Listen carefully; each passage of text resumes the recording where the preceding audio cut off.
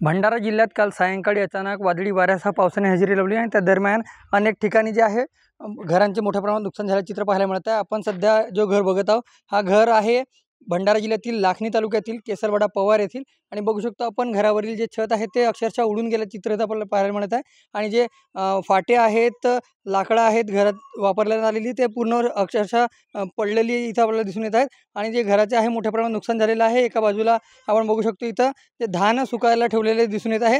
हे धान सुद्धा अक्षरशः त्या पावसामुळे भिजून गेलेले आहे, ओले चिंब झालेले आहे आणि ते धान आता कुठेतरी सुकवायची धडपड जी आहे ते शेतकऱ्यांची सुरू आहे। आणि आपल्यासोबत बोलण्याकरिता इथं एक शेतकरी आहेत, आपण त्याच्याकडून थेट जाणून घेऊया। दादा काय सांगाल, कशा प्रकारचे तुमचं नुकसान झालेलं आहे घरचं? काल अचानक 4-4:30च्या दरम्यान पाऊस आणि चक्रीवादळ सुरू झाला आणि आम्ही त्या राहत्या घरामध्येच राहत असून अचानक हवेची तीव्रता एवढी जोरदार होती की त्या हवेच्या तीव्रतेमुळे अख्खा छत उडून गेला आणि आम्ही, माझे आईवडील आणि माझी मुलं, 7 महिन्याची मुलगी घेऊन आम्ही तिथे होतो आणि अगदी थोडक्यात आपली जीवितहानी बचावली।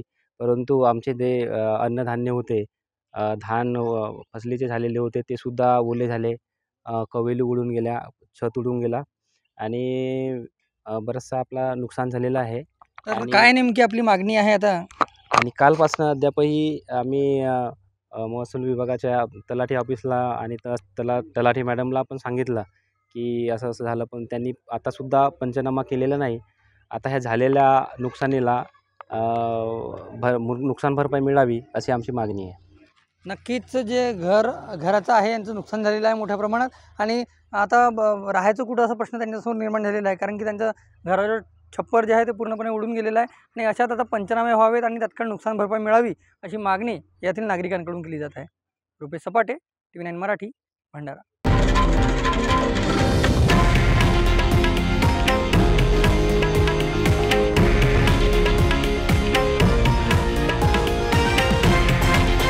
हे आहे देशातील नंबर 1 न्यूज नेटवर्क आणि आपण पाहत आहात TV9 मराठी, एकमेव।